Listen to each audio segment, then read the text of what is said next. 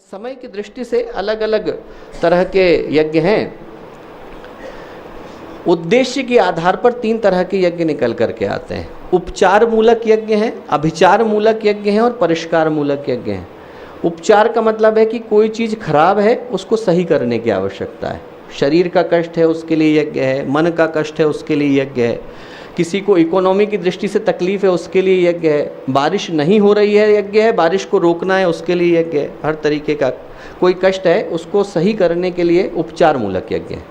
अभिचार का मूल है सही नहीं है, खराब करना है, कि किसी के साथ कुछ गलत करना है तो उसके लिए अभिचार है। और परिष्कारों का मतलब है न तो सकाम ऐसी बुरी भावना है मन में और न अच्छी भावनाएं आप परिष्कार के लिए कर रहे हैं। और इन सब के आधार पर यज्ञ को करने के समय बदल जाते हैं कि कौन से समय में हम कर रहे हैं। इसलिए गायत्री का यज्ञ चूँकि सविता देवता के साथ जुड़ा हुआ है इसलिए सनराइज और सनसेट के समय किया जाता है। फिर यज्ञ कुंड की दृष्टि से देखें तो भिन्न भिन्न तरह के यज्ञ कुंड हैं। शारदा तिलक में अनेकों तरह के यज्ञ कुंड बताए गए हैं, पर मूल रूप से हम लोग जिसको यूज़ करते हैं, जो परम पूज्य गुरुदेव ने बताया, वो रेक्टेंगुलर पिट है। और रेक्टेंगुलर पिट को करने के पीछे का जो कारण था वो है कंट्रोल्ड कंबशन। जैसे आप अनकंट्रोल्ड फायर होती है, अनियंत्रित आग है, पूरे के पूरे जंगलों को साफ कर देगी।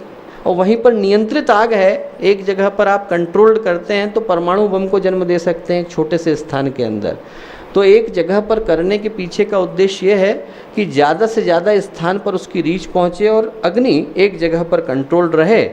इसमें सबसे श्रेष्ठतम जो अपन मटेरियल यूज़ करते हैं वो तो क्ले का है, पर यदि मेटल की दृष्टि से देखें तो कॉपर आयरन से ज़्यादा बेहतर हो जाता है। और फिर भिन्न भिन्न तरह के कुंड हैं और हर एक कुंड के अपने अपने अलग अलग उद्देश्य हैं।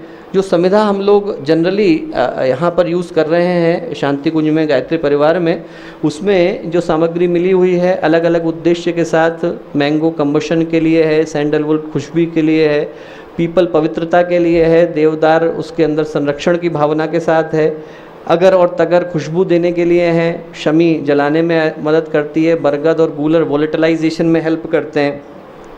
और फिर उसके अंदर जो हवन सामग्री डाली जाती है वो उद्देश्यों के हिसाब से भिन्न हो जाती है। यदि हम लोगों को शारीरिक कष्टों का निवारण करना है तो जैसे अश्वगंध है, शतावरी है, मानसिक कष्ट हैं तो ब्राह्मी है, शंखपुष्पी है, जटामांसी है। और इसके बाद इस तरीके का कॉम्बिनेशन यज्ञ का निकल करके आता है। जो वुड है उसका उद्देश्य कंबशन करना है। कंबशन का मतलब है केमिकल एनर्जी को प्रिजर्वेशन ऑफ द एनर्जी में बदलना, कि जब हम आग को जलाने से जो एनर्जी पैदा कर रहे हैं उसको हम कंजर्व कैसे कर सकते हैं। उस उद्देश्य के लिए ये जो वुड यूज़ की जाती है। वोलेटिलाइजेशन इसलिए है ताकि जो धुआं जनरेट हो रहा है वो व्यक्ति के लंग तक, व्यक्ति के ऊतकों तक, टिश्यूज़ तक, ऑर्गन्स तक बहुत अच्छे से पहुंच जाए। फिर उसमें घी है, कंबशन ऑफ फैटी सब्सटेंसेस है, ताकि वो जो डिलीवरी है वो अंतिम टिश्यू तक हो जाए। जब आप धुएं में डाल रहे हैं हवन सामग्री को तो ऐसा हो सकता है कि सिर्फ नाक तक ठहर करके रह जाए, ऐसा हो सकता है कि आदमी इनहेल करे और सिर्फ अपर ब्रोंकियल ट्री तक ही रुक करके रह जाए, वो टिश्यूज़ तक जाए, लंग के एक एक हिस्से में जाए। इसके लिए स्वीट सब्सटेंसेस को हम लोग यूज़ करते हैं। और हर्ब्स जो है वो ड्रग की डिलीवरी के लिए। ये जो फेमस केमिकल रिएक्शन है जो हॉफकाइन और टिलवर्ड की थी कि इसके साथ किस तरीके से स्मोक निकलता है और वो जन्म देता है। फिर मंत्र का उद्देश्य है, मेरे ख्याल से हर व्यक्ति परिचित है गायत्री मंत्र के पीछे की भावना से। 3 जगहों पे इफेक्ट निकल करके आता है, मनुष्य के ऊपर, प्राणियों के ऊपर और सूक्ष्म जगत के ऊपर। अभी मैं आगे चलता हूँ, उसके बाद इन तीनों चीज़ों को कंपाइल कर लेंगे। और उद्देश्य की वैज्ञानिक दृष्टि से यज्ञ एक तो इन्वायरमेंट की क्लीनिंग करता है, पैथोजेंस को हटाता है, खुशबू लाता है, इन्हेलेशन के माध्यम से करता है। और ट्रांसडर्मल, जब हम धृत अवग्रहण को करते हैं यज्ञ को पूरा हो जाने के बाद तो उसको स्किन के माध्यम से भी उन चीज़ों को शरीर के अंदर पहुंचाते हैं जो ड्रग्स हैं। कुल जो इफ़ेक्ट यज्ञ का निकलता है वो 15 किलोमीटर के क्षेत्र तक जाता है। अभी हम लोग मुख्य चीज़ को देख लेते हैं कि एक जो 1995 में experiment department of science and technology और केंद्रीय प्रदूषण नियंत्रण बोर्ड ने किया था, जब गोरखपुर का अश्वमेध हुआ तो उन लोगों ने यज्ञ को करने से पहले इन चीज़ों को लिया, यज्ञशाला से 20 मीटर के अंदर के सारे डेटा को कलेक्ट किया हाई वॉल्यूम सैंपल एनवायरोटेक के माध्यम से, और ये चेक किया कि इन जगहों पर एयर पॉल्यूशन पर क्या प्रभाव पड़ता है। और जो 2 मुख्य गैसेज हैं जिनका दुष्प्रभाव है आदमी के ऊपर प्रदूषण की दृष्टि से, सल्फर डाइऑक्साइड और नाइट्रस ऑक्साइड, उनने पाया कि यज्ञ से पहले उनकी जो संख्या थी उसके बाद टोटल सस्पेंडेड सॉलिड सिग्निफिकेंटली नीचे आए।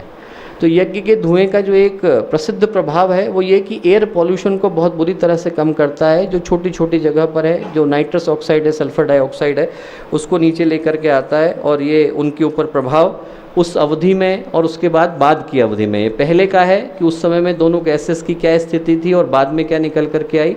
ये उसी का असर जो है माइक्रो फ्लोरा के ऊपर है कि जो छोटे छोटे ऑर्गेनिज्म हैं उसके ऊपर किस तरीके से यज्ञ के धुएं का प्रभाव पड़ता है। दूसरा जो असर होता है यज्ञ का, वो निगेटिव आयन को जनरेट करता है। तो मॉइस्चर के कारण उन जगहों पर बारिश होती है। आप लोगों को 1960 का प्रसिद्ध एक्सपेरिमेंट पता होगा कि जैसलमेर में उन लोगों ने 100 किलोमीटर की दूरी पर निरंतर यज्ञ किए। 2 झोपड़ियाँ खाली थी, 2 झोपड़ियों के अंदर यज्ञ हो रहा था। जिन झोपड़ियों में निरंतर यज्ञ हो रहा था वहाँ पर निरंतर बारिश हुई जैसलमेर के क्षेत्र में। इसलिए क्योंकि उन जगहों पर मॉइस्चर का फॉर्मेशन होता है, निगेटिव आयन जनरेट होते हैं, क्लाउड की फॉर्मेशन होती है और फिर बारिश होती है। बैक्टीरिया पर जो असर होता है वो बड़ा अद्भुत निकल करके आता है। बैक्टीरिया को किल करने का काम यज्ञ के धुएं के माध्यम से होता है। और एक मैं ये इसको 1 मिनट हम लोग लौट करके आते हैं। एक जो है प्रसिद्ध एक्सपेरिमेंट मैं दिखाना चाहता हूँ। ये department of science and technology के माध्यम से हम लोगों ने ट्यूबरकुलोसिस के ऊपर इफेक्ट देखा था। ये जो पहला आप देख रहे हैं और एक बड़ा सा हिस्सा देख रहे हैं लाल रंग का, ये ट्यूबरकुलोसिस के बैक्टीरिया जब आदमी के लंग में इकट्ठा हो जाता है तो एक बड़ा सा हिस्सा बना लेता है, जिसमें आप में से जो मेडिकल बैकग्राउंड के होंगे वो जानते होंगे, उसे हम लोग घून फोकस कहते हैं। वहीं से बैक्टीरिया जो है ट्यूबरकुलोसिस का वो ग्रो करता है और बाकी के शरीर में अपना दुष्प्रभाव दिखाता है। बिना किसी प्रयोग के करे ये घून फोकस की स्थिति है। और जब उसके ऊपर सिर्फ आग जलाई गई, सिर्फ अग्नि जला करके उस प्रयोग को किया गया तो उसमें 15% का रिडक्शन था। और वही यज्ञ को पूरी तरह से करने पर उसमें 75% का रिडक्शन था। This research was published in the ACT clinical trials में पब्लिश करी गई थी। क्लिनिकल और स्टेटिस्टिकली सिग्निफिकेंट और effective treatment of pulmonary tuberculosis. और जो उसका इफेक्ट था यज्ञ के धुएं का, वो उसकी IIT बॉम्बे ने उसकी मैथमेटिकल कैलकुलेशन करी कि वो ड्रग की डिलीवरी किस तरीके से कर रहे हैं। और ये पाया कि यज्ञ के धुएं का जो प्रभाव है वो सामान्य रूप से जो हम एंटी ट्यूबरकुलोसिस के लिए ट्रीटमेंट लेते हैं लगभग उससे ज़्यादा ही है। आइसोनियाजिड और पायरिजिनामाइड जो कॉमन ड्रग्स हैं उनसे थोड़ा ऊपर ही उसका वॉल्यूम निकल करके आता है। ये वहाँ पर पब्लिश करी गई थी। और जो अंतिम बात यज्ञ के साथ निकल करके आती है दोस्तों, उसको मैं बता करके अपनी बात को समाप्त करूँगा। वो ये कि इसके बाद जो ऐश बच जाती है वो सॉइल न्यूट्रिएंट्स में हाईएस्ट है, फॉस्फोरस की संख्या ज़्यादा है। तो जो बाद में ऐश बच गई, भस्म वहाँ पर बच गई, उसको आप उठाइए और खेतों में डाल दीजिए। खेत की फर्टिलिटी पहले की तुलना में कई गुना बढ़ जाती है। जिन देशों में यज्ञ का प्रभाव नहीं रहा, ऑस्ट्रिया आप चले जाइए, अर्जेंटीना चले जाइए, पूरे के पूरे लैटिन अमेरिका में अभी भी आज की तारीख में भी ये परंपरा है कि वो लोग आग जलाते हैं और आग जलाने के बाद जो धुआं बचता है उसको वो लोग अपने खेतों में, जो भस्म बच जाती है उसको अपने खेतों में छिड़क करके आ जाते हैं पैदावार को बढ़ाने के लिए। जो होमा थेरेपी विकसित हुई थी वो इसी तरीके के चिंतन पर विकसित हुई थी। तो यदि अब हम लोग सारे विज्ञान को एक जगह पर कंपाइल करके देखें तो यज्ञ में हो क्या रहा है कि यज्ञ में जब हम विज्ञान की दृष्टि से देखें तो आपने आग जलाई, आग जलाते से ही कार्बन डाइऑक्साइड निकलेगी। और ये कार्बन डाइऑक्साइड जो आसपास के प्लांट थे वो ग्रहण करते थे। प्लांट लेंगे और बदले में ऑक्सीजन देंगे। तो जहाँ जहाँ पर भी यज्ञशाला होती थी उसके चारों ओर हम लोग प्लांट लगाया करते थे, इस उद्देश्य के साथ कि वो प्लांट लें ऑक्सीजन को और बदले में दें। सिम्बायोटिक रिलेशन थी। जो धुआं आसमान में गया वो एयर पॉल्यूशन को कम कर रहा है, वाटर पॉल्यूशन को कम कर रहा है, बारिश को लेकर के आ रहा है। और इसके अतिरिक्त क्या कर रहा है कि जो बाद में बच गई ऐश, भस्म बच गई, उसको आप उठाइए खेतों में छिड़क दीजिए, खेतों की पैदावार बढ़ जाएगी। तो आपने क्या किया कि जो आपने प्रकृति से लिया था वो प्रकृति को लौटा दिया। वैज्ञानिक तो आज इस चिंतन पर पहुँचे हैं कि कोई चीज़ ज़ीरो वेस्ट मैनेजमेंट प्रोसेस होती है। ऋषियों ने तो आज से हजारों साल पहले ज़ीरो वेस्ट मैनेजमेंट प्रोसेस बता दी थी कि जो आपने प्रकृति से ली वो आपने प्रकृति को लौटा दी। लकड़ी आपकी बनाई हुई नहीं थी, दूध आपका बनाया हुआ नहीं था, घी आपका बनाया हुआ नहीं था, आग आपकी बनाई हुई नहीं थी। जितना आपने प्रकृति से लिया वो रिसाइकिल करके वापस प्रकृति को लौटा दिया। With everything returning a very good result. हर चीज़ अपने आप में अद्भुत रिजल्ट लेकर के आती है। और चिकित्सा की दृष्टि से देखें तो चिकित्सा की दृष्टि से इतनी चीज़ों पर यज्ञ की औषधि का प्रभाव है। ट्यूबरकुलोसिस के ऊपर एंटी हिस्टामिनिक है, एंटी टसिव है, और इसके अतिरिक्त इतनी जगहों पर अभी अपने यहाँ देव संस्कृति विश्वविद्यालय में ब्रह्मचर्य शोध संस्थान में इतने तरीके के इफ़ेक्ट हम लोग देख चुके हैं। करीब 40 तरह की जड़ी बूटियाँ भिन्न भिन्न बीमारियों के लिए वहाँ पर हम लोग बनाते हैं। और ये सारी की सारी डिलीवरी का बिल्कुल सिंपल तरीका है कि आप गोली लेते हैं तो ओरल ट्रीटमेंट है। तो यदि किसी को आपको पैरासीटामोल 112 मिलीग्राम पहुंचानी है तो आप 1 ग्राम की पैरासीटामोल देंगे, क्योंकि थोड़ा लिवर खा जाएगा, थोड़ा किडनी खा जाएगी, हेपेटोबिलियरी सर्कुलेशन से जाएगा। उसको बाईपास करना है, आप इंजेक्शन लगा दीजिए, पर इंजेक्शन पेनफुल प्रोसेस है, हर एक को लगाया नहीं जा सकता, दर्द होएगा। जो सबसे बेहतर तरीका है वो ये तरीका है कि आप इनहेलेशन दे दीजिए, तुरंत पहुंचेगा। इसीलिए एनेस्थीसिया इनहेलेशन से दिया जाता है।